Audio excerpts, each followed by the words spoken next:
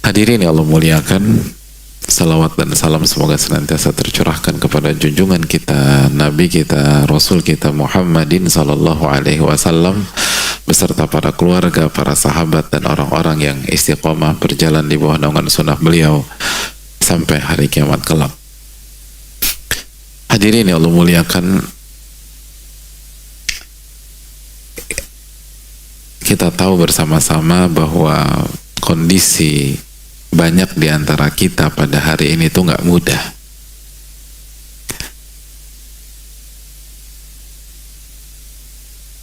Banyak orang itu kesulitan pada hari ini secara ekonomi, secara rizki, dan banyak orang terpuruk, banyak orang jatuh, banyak orang tertekan, dan semoga Allah jaga kita dari hal itu semua, dan semoga Allah memberikan hidayah kepada semua yang tertekan pada hari-hari ini, amin ya rabbal alamin. Oleh karena itu hadirin Allah muliakan, salah satu hal yang perlu kita sampaikan dan kita ingatkan di antara kita adalah tentang masalah rizki dan tentang kunci-kunci rizki agar kita bisa istiqomah, bisa menjadi hamba Allah Subhanahu wa ta'ala terlepas apapun ujian Allah kepada kita.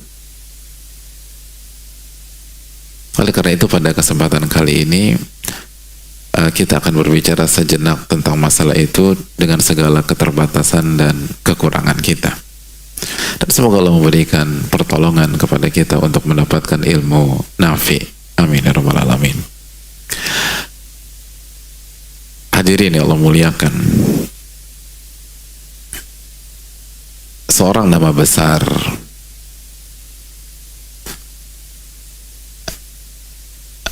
yang bernama Abu Hazim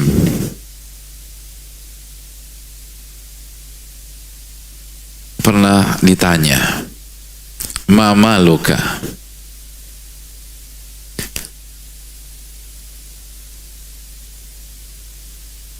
Apa hartamu? Harta yang kamu punya sekarang tuh apa? Itu pertanyaan yang dilemparkan ke beliau. Mama luka, apa hartamu? Apa harta yang kau punya saat ini?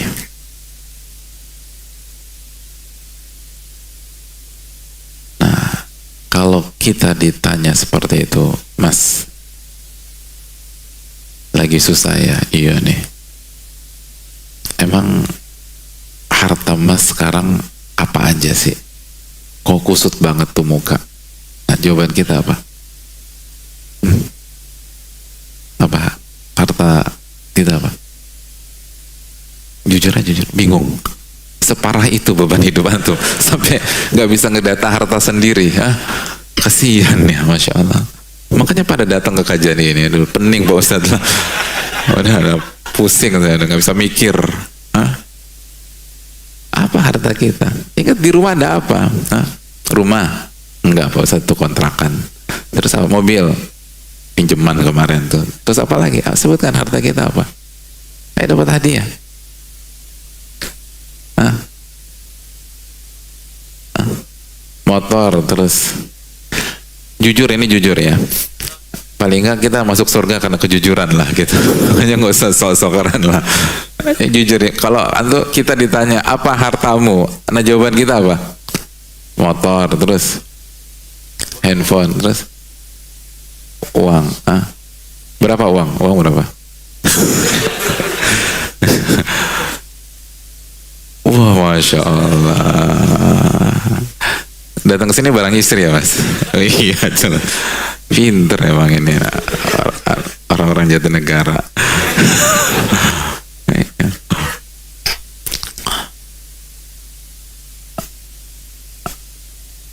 Hadirin yang Allah muliakan, ketika Abu Hazim ditanya, kata beliau, malan, saat ini saya punya 2 harta, kata beliau.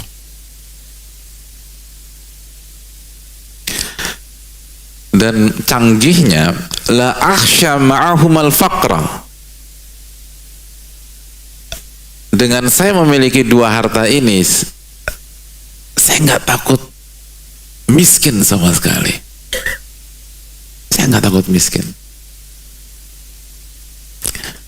Dengan punya dua harta ini, saya nggak takut miskin sama sekali. Kalau ada orang bilang saya punya dua harta, dan dengan yang saya punya ini, saya nggak takut kemiskinan sama sekali. Kira-kira menurut kita dia punya tanah di mana, hadirin? Gatsu kali ya. Anak Gatsu nih, Habibi. Oh, ini anak Gatsu. SCBD. Terus apa? Mana lagi mana? BSD. Ya, antum Jatinegara. Di sini ada Tebet, ada Menteng. Kenapa jauh banget ke BSD? Ini serem-serem semua, Menteng terus. Itu mengerikan semua, harga tanahnya di situ. Kesana lagi Tamrin gitu. Kenapa kok jauh banget ke BSD? Ya karena saya orang BSD, Pak Ustadz, gitu. Kata Abu Hazim, ternyata bukan tanah di SCBD. Ya jelas lah, beliau bukan orang sini.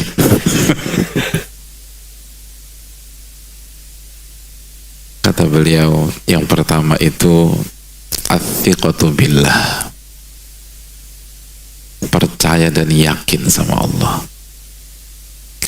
Yang kedua, wal ya'su mimma fi aidin nas, dan tidak tertarik dengan apa yang dimiliki oleh manusia. Allahu Akbar. At-thiqatu billah, yakin sama Allah Subhanahu wa ta'ala, percaya dengan Allah Tabaraka wa ta'ala.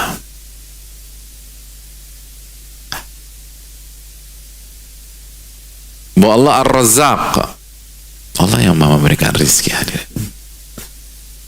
Allah Al-Muhsin, yang maha baik. Allah Arhamur Rahimin, Allah Akramul Akramin. Dan putus asa, nggak tertarik sama sekali dengan apa yang dimiliki oleh orang lain, nggak tertarik. Dia mau punya rumah di mana, kayak urusan dia dengan Allah Subhanahu wa ta'ala. Dia punya mobil sekeren apapun, semewah apapun, urusan dia dengan Rabbul Alamin. Alhamdulillah. Kita husnudzon sama orang, baik sangka sama orang. Usahanya lancar, alhamdulillah, urusan dia dengan Allah Subhanahu wa ta'ala. Gak tertarik kita, gak dibahas gitu. Lo tau dia gak? Iya. Lo lihat tadi dia ke masjid sholat subuh naik apa?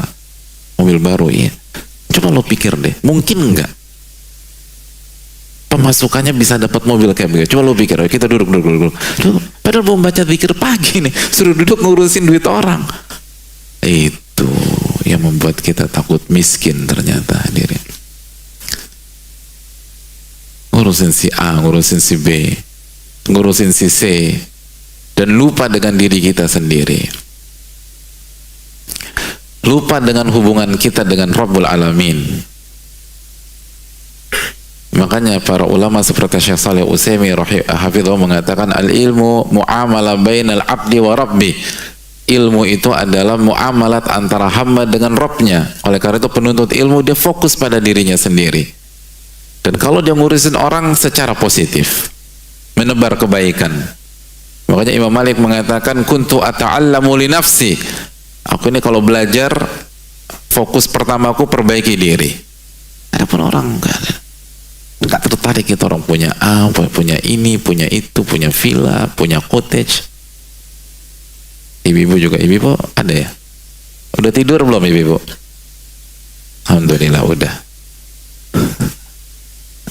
Ibu-ibu juga jangan tertarik sama tas temennya. Oh, bangun dengar kata tas itu, passwordnya ibu-ibu, tas ya. Kalau kajian tuh fokus kematian, lihat gamis kanan, gamis kiri, bagus tuh bagus, gitu lah. Ngapain mikirin gamis orang, gitu. Itu pasti bahannya adem ya. Yang penting tuh hati adem, bukan bahan adem. Yang kedua ya adem lah, orang hujan tadi, kehujanan dia, adem basah, gitu loh. Jadi ngapain semua bahan kita adem nih pagi ini, masya Allah. Udah hanya ngurusin orang, itu yang rusak kita pada hari-hari ini. Ngebanding-bandingin. Lihat para ulama, Abu Hazim mengatakan, "Athiqa billah." Percaya sama Allah Subhanahu wa taala. Dan yang kedua, nggak tertarik dengan barang orang, nggak tertarik dengan harta orang, nggak tertarik dengan duit orang, nggak tertarik dengan rumah orang, nggak tertarik. Itu penuntut ilmu harus punya mental itu, nggak tertarik. Karena harta yang kita punya aja belum mampu kita syukuri secara sempurna. Harta yang kita punya saja sudah merepotkan kita nanti pada hari kiamat kelak. Ngapain kita ngurusin harta orang? Dan itu yang membuat kita dihantui kemiskinan. Adapun para ulama enggak. Athiqa billah, yakin sama Allah Subhanahu wa taala. Yakin bahwa rizki itu di tangan Allah. Yakin dengan firman Allah dalam surat Adz-Dzariyat, wa fis sama'i rizqukum wa ma tu'adun.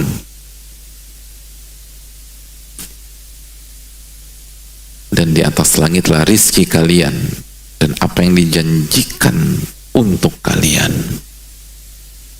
Adz-Dzariyat ayat 22.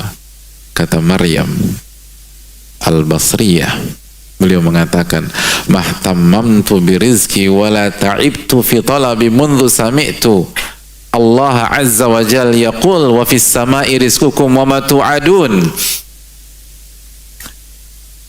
Aku tidak pernah ambisi lagi terhadap mendapatkan rizki, dan aku enggak capek, letih, lelah, mumet dalam memikirkan bagaimana mendapatkan rizki setelah aku mendengar firman Allah Subhanahu wa taala, wa fis sama'i rizqukum wa ma tu'adun, dan di atas langitlah rezeki kalian dan apa yang dijanjikan untuk kalian. Bukan berarti malas cari rezeki, bukan berarti tidak menunaikan kewajiban kita sebagai pemberi nafkah, enggak, tapi enggak tertekan, itu maksudnya. Nggak tertekan, nggak takut, nggak parno, nggak bingung tentang masa depan, karena yakin rizkinya bukan tergantung kondisi yang ada, rizkinya ada pada Ar-Razzaq Subhanahu wa ta'ala. Makanya hadirin yang Allah muliakan, Al-Hasan bin Saleh pernah mengatakan, rubbama asbahtu ma ma'i dirham. Seringkali aku bangun di pagi hari, aku nggak punya 1 dirham pun. Anggap saja 1 dirham sekarang 80 sampai 100 ribu, nggak punya uang. 1 dirham artinya nggak punya uang. Wa ka'anna dunya kullaha qad hizat li. Tapi perasaanku, kata beliau, itu seperti orang yang punya semua isi dunia. Allahu Akbar. Saya nggak punya duit, pas bangun nggak punya duit, tapi subhanallah kasih perasaan kepada saya seperti saya punya semuanya. Saya punya dunia. Oleh karena itu, yang poin yang pertama kali harus kita camkan, hadirin, rizki itu terbagi menjadi 2, rizki zahir dan rizki batin. Itu yang dijelaskan oleh Ibnu Mandzur ketika menjelaskan tentang kata rizki dalam bukunya yang sangat terkenal dan menjadi rujukan dalam bahasa Arab. Apa nama bukunya?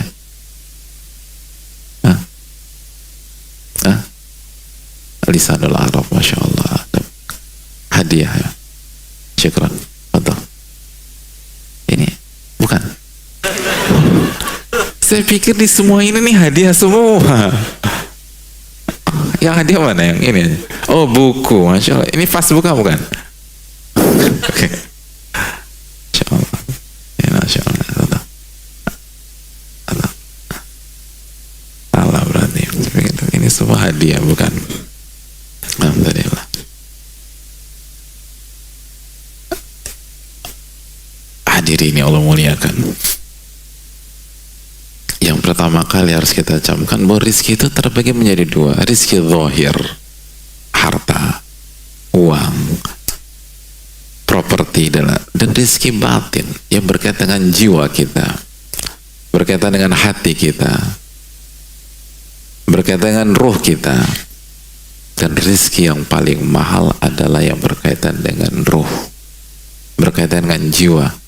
Itu yang membuat para ulama walaupun tidak punya 1 dinar pun mereka merasa seperti orang yang punya segalanya. Kenapa demikian? Hadirin,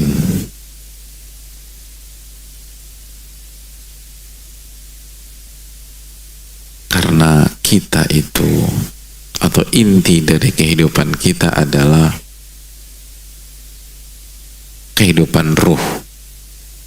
Ulama mengatakan, ya khadimal jismi kam tashqa bi khidmatihi, wahai pelayan-pelayan jism, wahai pelayan jasmani, betapa seringnya kamu kecapean, kamu sakit, kamu sengsara gara-gara kamu melayani jasmani kamu.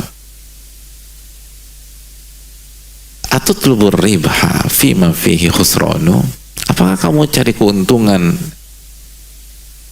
di sesuatu yang pasti rugi? Aqbil ala nafsi wastakmil fadailaha, fokuslah menata jiwa dan sempurnakan jiwa dan hati Anda. Fa anta bin nafsi la bil jismi insanu. Anda itu jadi manusia karena jiwa dan roh Anda, bukan sebatas karena jasmani Anda. Itu kata para ulama. Mereka yang memberikan pesan bahwa kita jadi manusia itu karena ruh kita. Kehidupan ruh adalah kehidupan yang terpenting dalam kehidupan hati. Ala inna fil jasadi mudghah idza saluhat saluhal jasadu kullu wa idza fasadat fasadal jasadu kullu ala wahyal qalbu. Ketahuilah, di dalam jasad manusia ada segumpal daging. Kalau daging itu baik, baik semua seluruh anggota badan, baik semua jasmani. Wa idza fasadat, dan kalau segumpal daging itu rusak, semua jasmani rusak, pemikiran rusak, semua berantakan. Ala wahyal qalbu, ketahuilah, segumpal daging itu adalah kolbu, hati kita, jiwa kita. Dan ulama memberikan pesan besar, barang siapa yang hidupnya melayani jasmaninya, maka dia akan sengsara. Bukan 1, bukan 2 kali, bukan 3 kali, bukan 4 kali. Kam tashqa bi khidmatihi, betapa sering kalian sengsara, betapa sering kamu sengsara karena kamu sibuk melayani jasmani kamu. Jangan melayani jasmani. Itu awal dari kehancuran kita. Fokus kepada qulub, fokus kepada hati. Dan itu yang diajarkan oleh para ulama.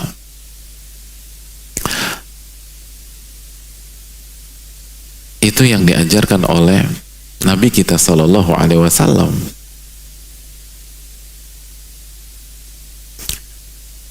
Dan itu yang membedakan orang yang ngaji dan orang yang nggak ngaji, orang yang belajar agama dengan orang yang tidak belajar agama. Masih ingat ketika Allah Subhanahu Wa Taala menjelaskan sebuah kejadian di masa sebelum Rasulullah SAW, ketika ikonnya dan simbolnya kekayaan melakukan show of force, membuat sebuah pameran harta dia. Siapa dia?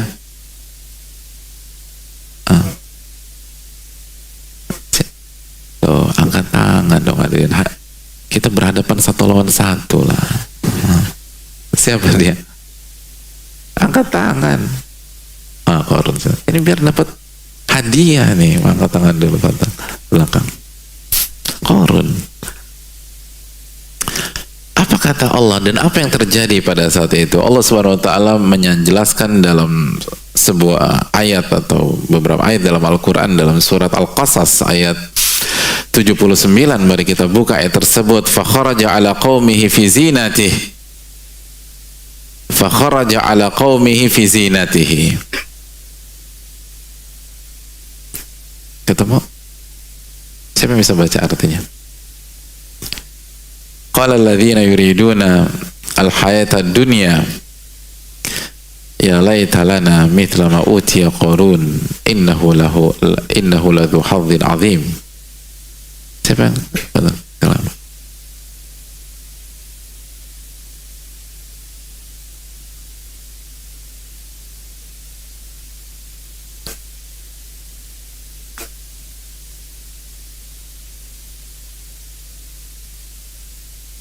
Jazakallahu khairan. Ketika Qarun keluar, fa kharaja ala qaumihi fi zinati. Dikeluarkan semua tuh hartanya. Qala alladhina yuriduna al-hayata ad-dunya. Berkata orang-orang yang menginginkan kehidupan dunia, orang-orang awam, orang-orang yang fokusnya ke jasmani, ke fisik, ke materi. Ya laitalana, duhai, andai saja kami mendapatkan atau kita mendapatkan apa yang dimiliki oleh Qarun. Innahu ladzu hadzin azim. Itu sebuah pencapaian yang begitu luar biasa. Kagum dia. Mereka terkagum-kagum dengan hartanya Qarun. Lalu apa yang Allah firmankan di ayat berikutnya? Apa komentar ulama pada saat itu? Wa qala alladhina utul ilma. Maka decak kagum mereka direspon oleh orang-orang yang punya ilmu. Lihat, punya ilmu. Berarti kita yang Allah kasih hidayah untuk datang ke kajian, untuk menuntut ilmu, kira-kira kita ngikutin pihak yang di ayat 79 atau ayat 80? 80. Wa qala alladhina utul ilma. Berkata orang-orang yang diberikan ilmu, wailakum, celaka kalian. Thawabullahi khairun liman aman wa amila salihah. Pahala ganjaran yang Allah berikan kepada orang-orang beriman dan beramal saleh lebih baik daripada yang dimiliki oleh Qarun, lebih mewah dibanding yang diberikan oleh Qarun, didapatkan oleh Qarun. Wala yulaqqaha illa sabirun, dan tidak ada yang mendapatkan kecuali orang-orang yang sabar. Lihat bagaimana Allah menjelaskan kepada kita. Anda kagum dengan hartanya Qarun, pahala Allah lebih besar dari itu. Anda menganggap itu besar, pahala Allah jauh lebih besar lagi. Hadirin, dijelaskan sebagian ahli ilmu, ini penting. Lihat bagaimana cara berpikir orang awam dengan cara berpikir ahli ilmu itu berbeda. Orang awam itu berpikir, secara umum berpikir sesuatu yang kasat mata saja, yang tangible, yang terlihat.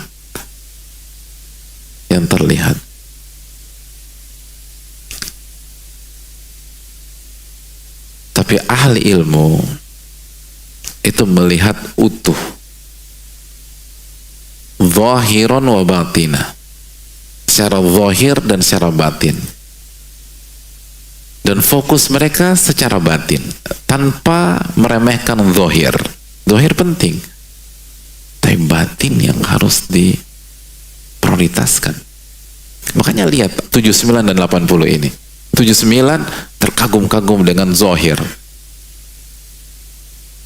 tahun 80 lihat ulama mengajak umat ke hal-hal yang batin, yang intangible, yang tidak terlihat, tapi itulah esensi dari kehidupan. Dan begitulah semua pakar di semua bidang, pakar semua bidang.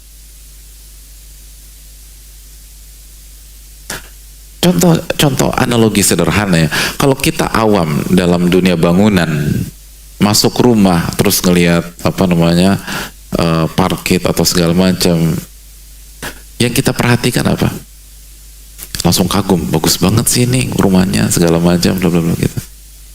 Tapi kalau orang yang jago, punya ilmu dalam masalah bangunan dan seterusnya, pernah lihat nggak? Saya tuh berapa kali ngeliat orang tuh kalau datang tuh dia nggak bicara, dia cuma jalan gini, terus dia ketok-ketok, gitu loh. Oh kopong gitu segala macam. Itu dia tahu, ketok-ketok. Dia ngeliat dalamnya, hadirin. Dia nggak terpekau dengan hanya sebatas yang dilihat. Pernah ngeliat orang kayak begitu? Enggak ya? Lihat Pak Ustadz, lihat. Mobil, orang awam ketika ngelihat sebuah mobil mulus, langsung kagum apa enggak? Kagum, keren banget nih mobil. Anak bengkel 35 tahun di bengkel ngeliat mobil gitu langsung kagum? Enggak. Tabrakan gitu, jangan dibeli, tabrak, cuma pegang, kadang-kadang nggak dipegang sama dia, diperhatikan aja bersama, dia bisa tahu, dia lihat dalamnya gitu, nggak terlalu tertarik dia dengan yang kasat mata, dia lihat di balik itu. Ini kaidah kehidupan, hadirin. Di bidang manapun, orang awam itu selalu terkecoh dengan zohir semata. Handphone, orang awam lihat casingnya buah apel yang kemakan udah seneng, hadirin. Tapi yang ngerti, dia nggak tertipu dengan casing, dia lihat mesinnya gimana ini bener apa nggak, ori apa KW, semua demikian. Semua demikian. Dia nggak tertipu dengan itu. Nah, bagaimana dengan kehidupan?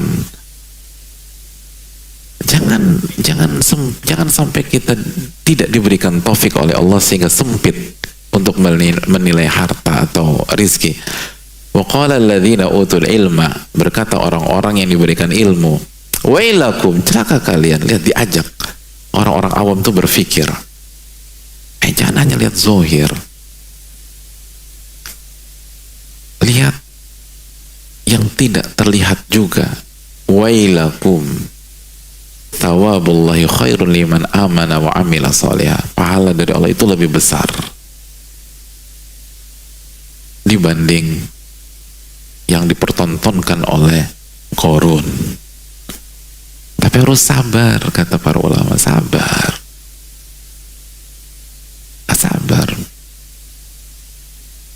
untuk mendapatkan, untuk merasakan bahwa iman itu lebih mahal, ilmu an-nafi itu lebih mewah daripada segera harta. Seringkali butuh waktu, hadirin, butuh kesabaran, jangan langsung. Oleh karena itu, hadirin Allah muliakan, sekali lagi, kenapa para ulama bisa tenang, bisa nyaman? Karena mereka bukan hanya melihat rizki secara zahir, tapi mereka melihat rizki secara batin, dan itu kunci besar dalam masalah rizki. Makanya Allah Subhanahu wa Ta'ala menyatakan dalam surat At-Talaq ayat 11, ketika Allah menjelaskan tentang orang-orang yang beriman dan beramal soleh, lalu Allah dia akan mendapatkan surga yang di bawahnya mengalir sungai-sungai dan kekal selama-lamanya. Apa penutupan ayat tersebut? qad ahsanallahu lahu rizqa, dan Allah telah memberikan rizki yang terbaik untuk dia. Rizki yang terbaik itu bukan harta, rizki yang terbaik bukan barang, rizki yang terbaik bukan properti. Rizki terbaik adalah waman yu'min billah, barang siapa yang beriman kepada Allah, wa ya'mal salihah, dan beramal soleh, yudkhilhu jannatin tajri min tahtihal anhar khalidina fiha abada. Barang siapa yang beriman dan beramal soleh, Allah akan masukkan dia ke surga-surga yang di bawahnya mengalir sungai-sungai, mereka kekal di dalamnya. Qad ahsanallahu lahu rizqa, dan Allah telah memberikan ihsan, memberikan yang terbaik dari rizki kepada hamba tersebut. Itu yang terbaik, itu yang terbaik. Oleh karena itu hadirin Allah muliakan, fokus kemana, dan perlu kita camkan bersama-sama bahwa kekayaan itu bagi orang yang tahu kehidupan, dan karena itulah dijelaskan para ulama, itu tentang rasa, bukan tentang angka. Kekayaan itu tentang rasa, bukan tentang angka. Keliru orang mengatakan tentang angka, enggak. Makanya Nabi kita SAW menyatakan apa? Dalam hadis yang sangat terkenal, beliau sallallahu alaihi wasallam mendidik kita dengan hadisnya, laisal gina an kathratil arad, kekayaan itu bukan banyaknya harta atau aset, innamal gina gina nafas, sesungguhnya kekayaan adalah kekayaan jiwa, apa yang dirasa di dalam jiwa. Kaya itu tentang rasa. Makanya tadi Al Hasan mengatakan, saya tuh suka bangun pagi hari nggak punya duit, tapi perasaan saya kayak punya semuanya udah. Dan sebaliknya ada banyak orang punya banyak hal, bangun ke orang miskin, hadirin bengong aja deh, bingung gitu deh, kesian, nggak dapat karena lupa. Karena kekayaan itu tentang rasa. Itu yang perlu kita camkan, itu yang perlu kita renungkan.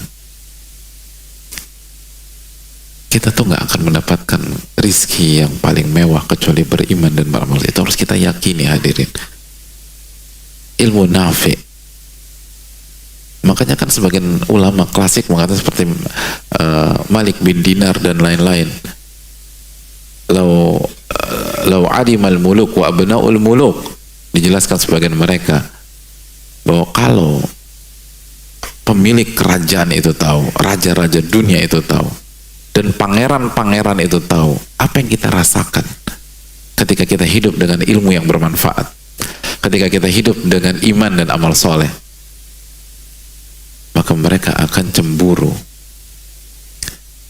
dan mereka berpikir mereka bisa merampas dari kita dengan cara mengeksekusi kita, karena mereka nggak ngerti,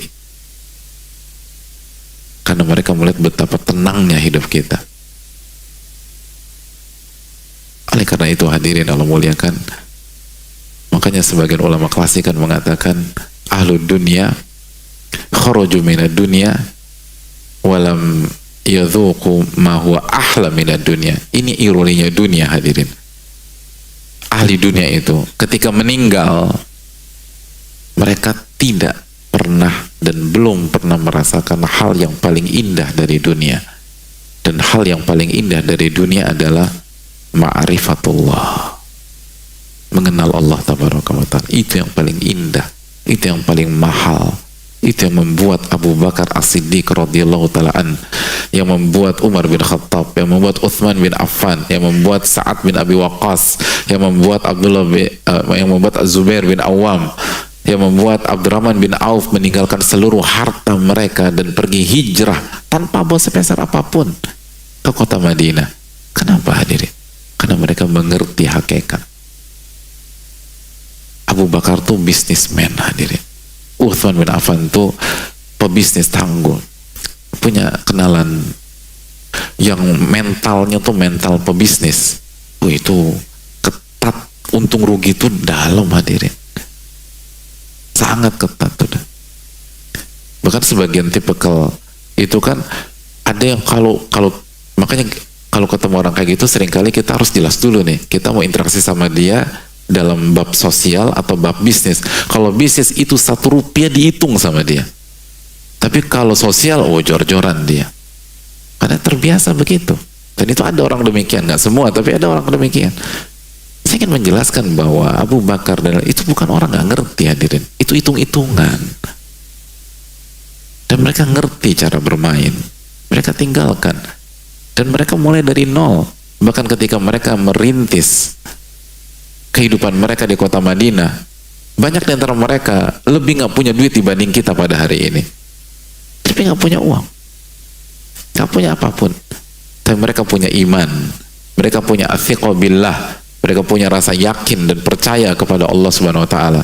Mereka yakin bahwa rezeki mereka di tangan Allah, dan tidak akan wafat kecuali rezekinya dibayar sempurna atau dikasih sempurna oleh Allah Subhanahu Wa Taala sebagaimana dalam hadis. Oleh karena itu hadirin yang Allah muliakan, kita harus banyak fokus dalam masalah ini.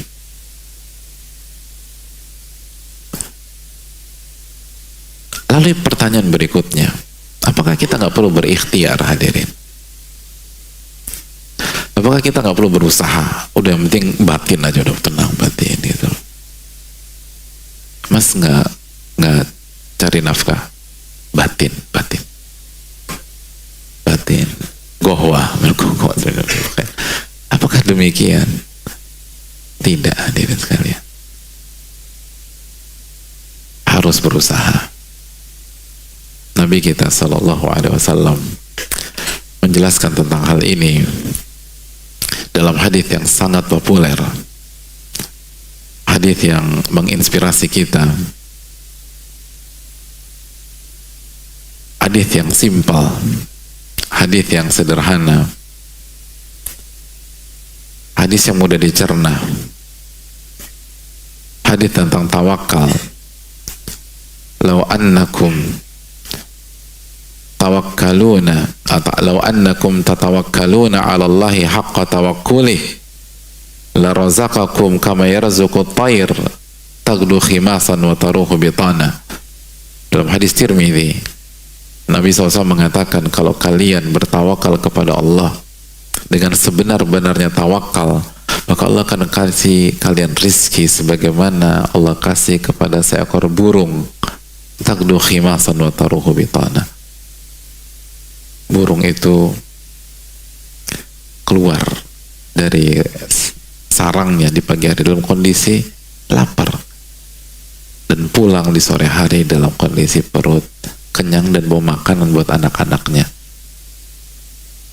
Ini menunjukkan bahwa salah satu bukti bahwa keyakinan kita pada rizki secara batin itu benar, kita berjuang mencari nafkah secara zahir. Karena Nabi SAW mengatakan, lau annakum tatawakkaluna 'ala Allahi haqqa tawakkul. Kalau kalian benar-benar bertawakal, ini kan batin hadirin, tawakal bergantung kepada Allah dengan sebenar-benarnya tawakal, dengan tawakal yang sejati. Diam aja di rumah? Enggak. Allah akan kasih rizki sebagaimana Allah kasih rizki kepada seekor burung. Taghdu khimasan wa taruhu bitana. Burung pergi di pagi hari dan pulang di sore hari dalam kondisi kenang dan bisa kasih makan. Artinya kalau kita benar-benar menguasai rizki secara batin, dan salah satunya adalah benar-benar menyerahkan diri kepada Allah dan yakin wa fis sama'i rizqukum wa ma tu'adun, dan rizkimu itu di atas langit. Lalu kita berjuang, maka jarak antara rizki, antara kita dan rizki kita setiap hari insya Allah tidak lebih dari 12 jam. Kan pagi sampai sore aja. Itu janji Nabi SAW. Dan Nabi nggak bohong. Wa ma yantiqu 'anil hawa in huwa illa wahyun yuha. Nabi nggak berbicara dengan hawa nafsunya, tapi wahyu yang Allah wahyukan kepada beliau. Dalam surat An-Najm ayat 3 dan 4. Nabi SAW mengatakan, pagi lapar, sore udah kenyang, kata Nabi SAW. Dan bawa makan buat anak-anak. Kalau benar-benar tawakal, law annakum tatawakkaluna 'ala Allahi haqqa tawakkul la razaqakum. Allah pasti akan kasih rezeki pada kalian. La razaqakum. Allah kasih rezeki. Itu pasti. Makanya kita mulai dari rizki batin dulu, karena ini kuncian, hadirin. Dan untuk mendapatkan rizki zahir itu sangat membutuhkan rizki batin. Allah kan kasih rizki. Yang jadi masalah kita nggak tawakal, itu masalahnya. Kita ngarep sama orang.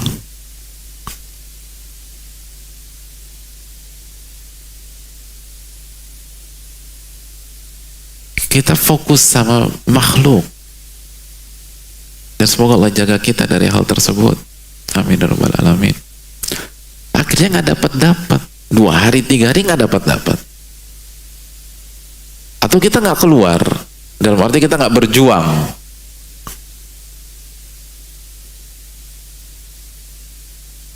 Hadirin yang Allah muliakan, kita harus berjuang, tapi hati kepada Rabbul Alamin. Jangan hati itu ke sabab yang sedang kita upayakan, enggak. Oleh karena itu, hadirin yang Allah muliakan, mari kita lihat dan kita simak kisah yang selalu menginspirasi umat manusia. Ketika Nabi Ibrahim alaihissalam meninggalkan istri beliau di lembah yang bernama Bakkah tanpa ada satupun titik kehidupan di sana.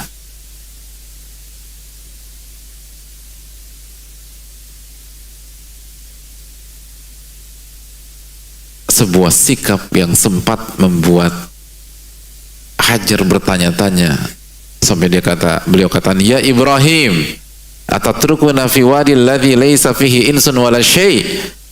Wahai suamiku Ibrahim, apakah engkau meninggalkan aku dan anak kita di lembah yang tidak ada kehidupan? Gak ada kehidupan sama sekali, gak ada korma, gak ada rumput, gak ada air, gak ada onta aja gak mau tinggal di sana waktu itu, hadirin, gak mau.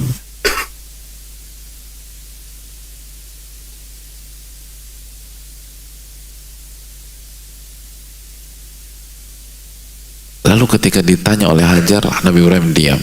Ditanya lagi, diam. Lalu karena diam 3 kali, lalu Hajar merubah pertanyaannya, Allahu amaraka bihadza.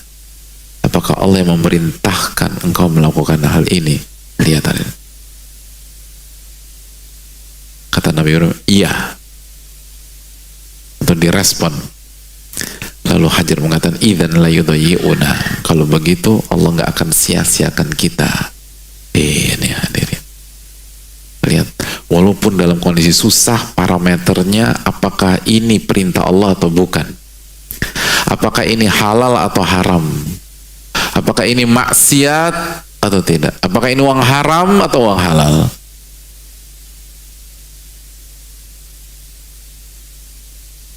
Hajar ketika mengatakan itu bukan sedang bergelimang harta.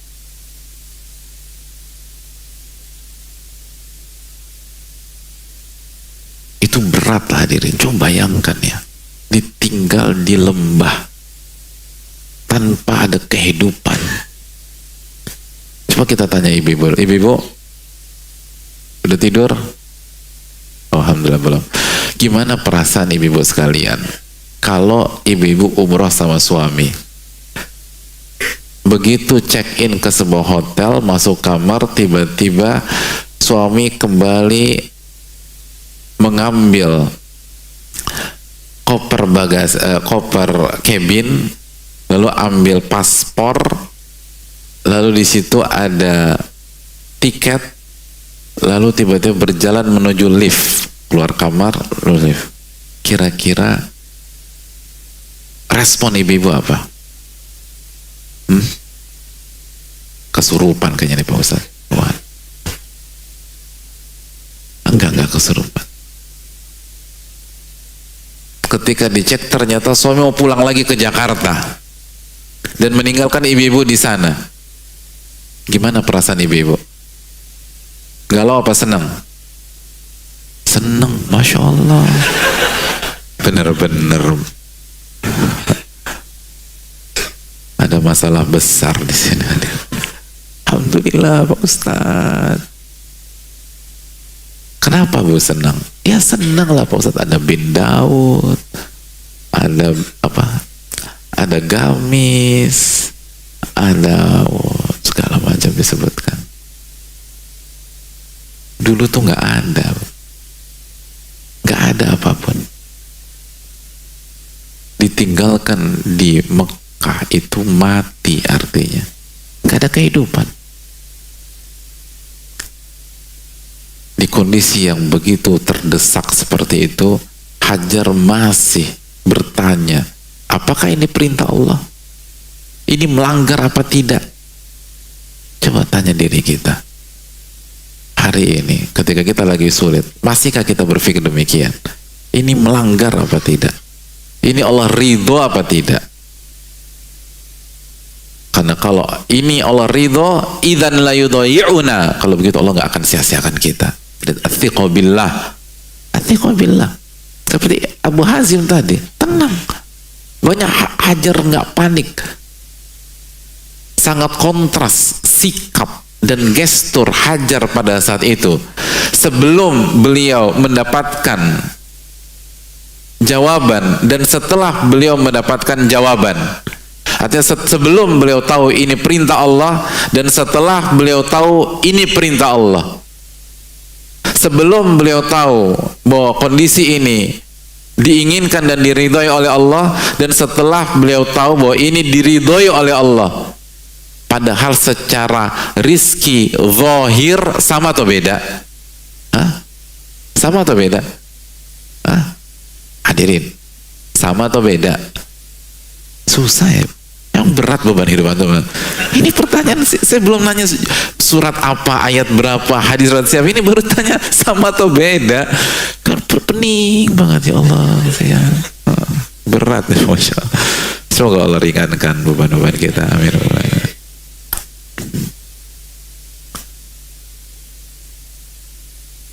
Lihat, sebelum Hajar mengetahui bahwa ini perintah Allah, ini diridhai oleh Allah, beliau menekan suaminya.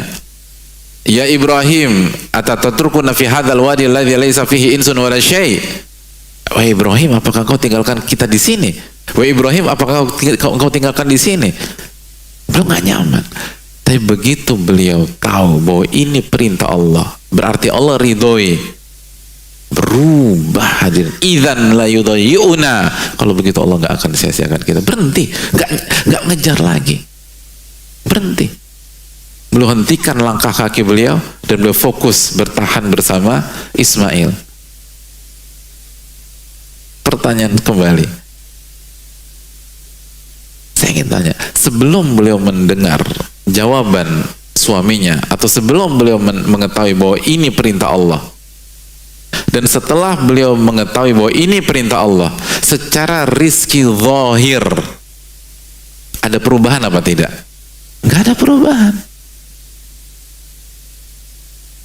sama.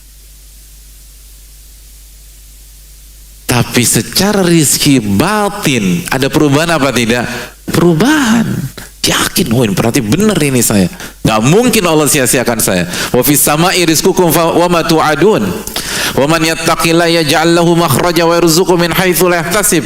Barang saya bertakwa kepada Allah, Allah akan berikan jalan keluar dan rizki dari arah yang tidak diduga-duga. At-Talaq ayat 2 dan 3. Yang penting ini perintah Allah, yakin saya. Berubah total 180 derajat. 180 derajat berubah. Padahal secara zahir nggak ada perubahan. Dan Nabi Ibrahim pun nggak ada janji untuk rizki zahir, nggak ada. Nabi Ibrahim nggak, tenang, beb, tenang aja. Aku langsung transfer 500 juta, santai. Gitu. Tapi juga percuma transfer 500 juta, nggak ada tukang mie ayam di sana, nggak ada mandi laham di sana, nggak ada yang jual, nggak ada gunanya. Tapi nggak ada perubahan, hadirin. Tetap rizki zahirnya sama, persis sama. Kok bisa beda 180 derajat? Dan hanya dalam hitungan waktu yang sangat singkat. Itu seorang mukmin, hadirin. Itulah pentingnya zikrullah dalam berjuang. Ala bi dzikrillahi tatmainul qulub. Ketahuilah dengan mengingat Allah hati jadi tenang. Padahal kondisi sama. Terus apa yang dilakukan oleh Hajar? Hah? Yang dilakukan oleh Hajar apa? Healing? Hah? Apa yang dilakukan oleh Hajar? Hah? Hah? Window shopping? Hah? Ya, beliau tawakal dan beliau berjuang. Beliau mulai dengan sofa untuk mencari apakah ada air, apakah ada binatang dan seterusnya. Dan sofa dataran tinggi, beliau bisa ngelihat 360 derajat dari situ kondisi sekitarnya. Ternyata nggak ada apa-apa. Turun lagi menuju mana? Marwah. Naik lagi, lalu ngelihat amati, ternyata nggak ada apa-apa. Terus kemana? Sofa lagi, ada nggak ada. Terus habis nggak tahu apa. Terus kemana? Jangan ada yang bilang bin Daud, nggak ada bin Daud, atau Hilton Tower, atau nggak ada itu. Nggak ada. Balik lagi ke Marwah. Terus pertanyaan saya, kenapa hanya sofa dan Marwah? Emang nggak bisa ke sana lagi? Nah, emang Makkah atau Mekah cuma sofa Marwah doang? Kenapa hanya sofa Marwah? Amanah. Amanah siapa? Karena sudah ketetapan Allah. Masya Allah. Selesai udah kajian kita kalau begitu. Iya betul. Dapat hadiah. Yang ketetapan Allah, Masya Allah. Yang penting pede dulu. Iya, penuntut ilmu itu kata Ibnul Qayyim rahimahullah. Ibnul Qayyim mengatakan bahwa talibun nufudhi ilallah itu yang pertama syaja'ah, harus berani dulu. Namanya juga belajar, gitu lah. Paling kalau salah ya malu-maluin aja, tapi nggak apa-apa, nggak apa-apa. Iya, pertama itu benar kan, benar ketetapan Allah. Kata para ulama, kenapa hanya Safa Marwah? Karena hanya itu titik maksimal beliau. Kalau beliau ke radius yang lebih jauh lagi atau ke titik yang lebih jauh lagi, itu beliau tidak bisa mempertahankan Ismail kalau ada apa-apa. Mungkin ada binatang, ada ular, kalajengking segala macam. Tapi Safa Marwah, kalau kita umroh atau kita pernah sa'i, dan bagi yang belum pernah umroh dan haji, semoga Allah mudahkan untuk bisa umroh dan haji, amin rabbal alamin. Itu adalah jarak yang paling maksimal untuk menyelamatkan Ismail kalau ada apa-apa. Karena Ismailnya kan ditaruh dekat Ka'bah. Maka beliau muter-muter aja Safa Marwah, karena itu udah paling mentok. Dari sini kata sebagian para ulama, ini hikmah besar dalam bab ikhtiar. Ikhtiar itu maksimal, tapi jangan maksa. Dan setiap orang punya Safa Marwahnya masing-masing gitu pokoknya. Setiap orang dari kita itu punya titik atau batas perbatasan maksimal masing-masing. Jangan maksa. Yang jadi masalah kita maksa, maka jatuh ke dalam hal yang haram, atau akhirnya terjerat hutang yang nggak karu-karuan karena maksa. Jangan maksa. Ajar nggak maksa, nggak nekat gitu loh. Makanya Hajar nggak sampai Kampung Melayu, nggak bisa dia akses. Tapi gimana? Sampai Jatinegara gitu, nggak bisa dah. Oh, jangan remehkan spirit seorang ibu loh dalam mempertahankan anaknya. Ibu itu kalau udah tentang anak, luar biasa. Benar nggak ibu-ibu? Oh benar, jangan macam-macam kita nih sama ibu. Ini kalau udah tentang anak, luar biasa. Semua kita akan melihat kekuatan, ketangguhan wanita yang mungkin kita nggak pernah lihat sebelumnya. Tapi kenapa hanya Safa Marwah, Safa Marwah, Safa Marwah? Emang nggak bisa? Karena ada batas maksimum gitu di ikhtiar kita. Makanya berjuanglah sampai pada titik Safa Marwah kita masing-masing. Bukan maksain diri. Dan kalau kita ragu, tanya kepada ahli ilmu. Apakah ini masuk ke dalam ad-daruratu bihul mahdzura apa tidak? Apakah ini kondisi darurat yang membolehkan hal yang haram atau tidak? Tanya, jangan kita berfatwa. Jangan kita mufti untuk diri kita sendiri. Kita bukan siapa-siapa. Tapi hukum asalnya adalah ada batas. Lalu apa yang terjadi? Pengen kan Safa nggak ada, balik ke Marwah nggak ada, Safa dari Marwah ke Safa nggak ada. Dari sini keluar hikmah berikutnya bahwa dalam berjuang mencari rizki baik yang zahir maupun yang batin, maka lakukanlah upaya mubah yang bisa kita lakukan walaupun secara matematika manusia itu mustahil. Tapi kalau itu yang bisa kita lakukan, lakukan. Lalu nanti kita lihat bagaimana Allah memberikan pertolongan kepada kita. Yang bisa dilakukan Hajar pada saat hanya bolak-balik Safa Marwah, Safa Marwah, dan itu yang beliau lakukan. Beliau nggak bilang, kan kemarin, tadi kan udah dong, kan kita pinter nih, udah kita ngumpul-ngumpul aja gitu loh, santai. Enggak, kesana aja lah, udah. Kita ada opsi lagi, ada opsi apa lagi? Nggak ada opsi lagi, ya udah kesana lagi aja, kesana lagi. Kan belum tentu takdir Allah 5 menit yang lalu dengan takdir Allah detik ini kan sama, beda. Walaupun tempatnya sama, sama-sama di Masjid Al-Fatah, emang sama. Enggak, perubahan waktu bisa perubahan segala hal. Kita sering kali gitu. Ana udah kesana kemarin, atau aku udah lakukan itu, coba lagi. Kecuali ada opsi lain kita coba opsi lain. Tapi kalau nggak ada opsi, itu aja udah kerja. Walaupun bolak-balik, itu Hajar kurang bolak-balik apa hadirin? Bolak-balik.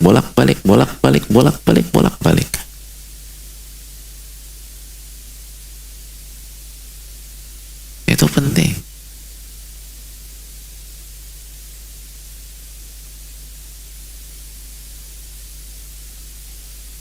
Pertanyaannya, kalau gitu kenapa cuma 7 kali? Kok 7 sih? Kenapa nggak 10? Antum mau jawab lagi sama? Saya melihat dulu udah ancang-ancang jawab nih.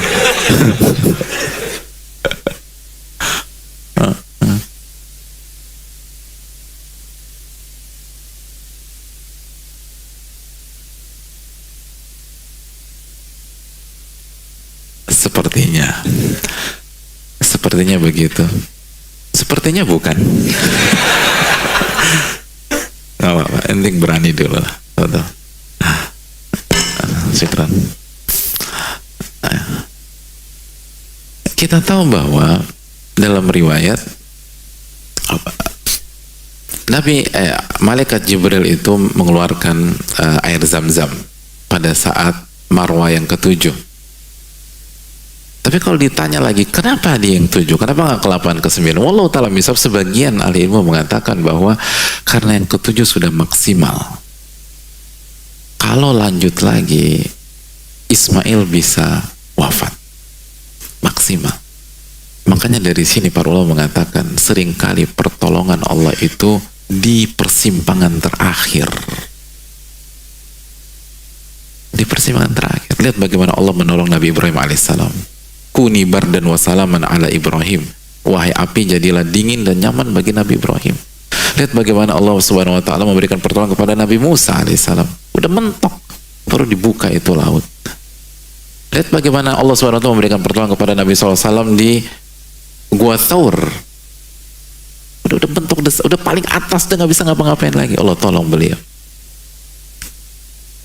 Dan itu yang membuat orang yang sabar dalam sejarah selalu minoritas, karena sulit bertahan sampai persimpangan terakhir itu. Itu susahnya minta ampun.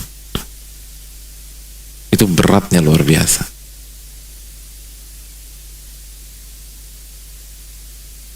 Itu beratnya luar biasa.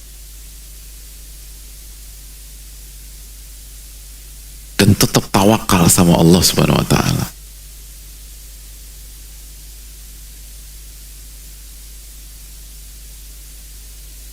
Oh, itu nggak mudah sekali, nggak mudah hadirin.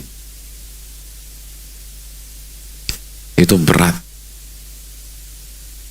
dan itu ujian keimanan, ujian keimanan. Oleh karena itu jamaah sekalian, tetap berjuang dan tetap berikhtiar sampai titik darah penghabisan selama itu halal. Dan lakukan apa yang bisa kita lakukan. Walaupun secara hitung-hitungan dunia, prediksi manusia tidak akan merubah hasil. Karena yang menentukan bukan manusia, yang menentukan Allah Tabaraka wa Ta'ala. Dan lihat bagaimana nanti Allah menolong kita, membantu kita, memberikan keberkahan kepada kita. Dengan syarat sekali lagi, pada saat kita berjuang, tawakal kepada Allah Subhanahu wa Ta'ala, bergantung sama Allah, sebagaimana Hajar bergantung sama Allah. Sebagaimana hadis Nabi SAW, "Lo annakum tatawakkaluna 'ala Allahi haqqa tawakkuli."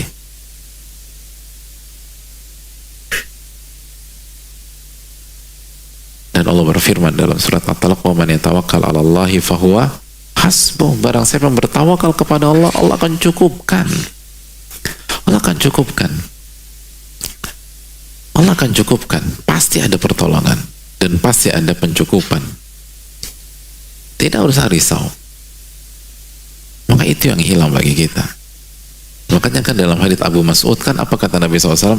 "Idza anfaqa ar-rajulu ala ahli nafaqatan yahtasibuha fahiya lahu shadaqah." Apabila jika seseorang memberikan nafkah kepada keluarganya dengan sebuah nafkah dan dia ihtisab, maka itu sedekah. Ihtisab. Ihtisab. Apa arti ihtisab? Mengharapkan pahala dari Allah.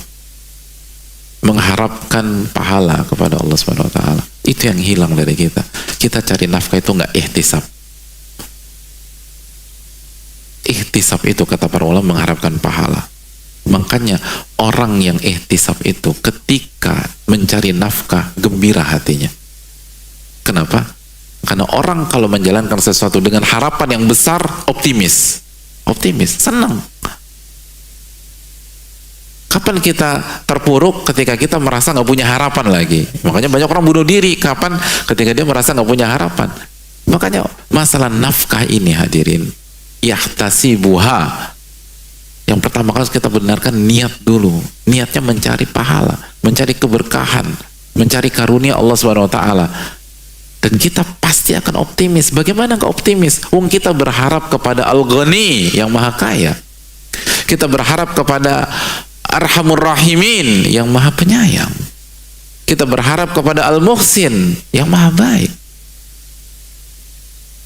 Hadirin, simpel aja. Ketika kita dapat kesempatan berbisnis atau mudharabah atau syirkah dengan orang yang paling kaya, paling baik, paling penyayang di Jatinegara, semangat apa enggak tuh hari-hari itu?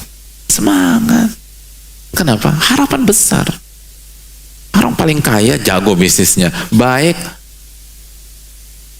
paling karim, udah selesai. Senang kita. Walaupun hari itu kita nggak punya duit, tenang kita, tenang. Lo kok nggak punya duit masih bisa senyum? Karena gue punya harapan. Gue lagi join sama Pak Fulan, kenal kan? Oh, itu orang paling kaya, paling jago bisnis di Jatinegara. Gue lagi joinan sama dia. Kalau itu dengan manusia, lalu bagaimana dengan Ar-Rahmanur Rahim? Bagaimana dengan akramal akramin. Tapi kemana iman?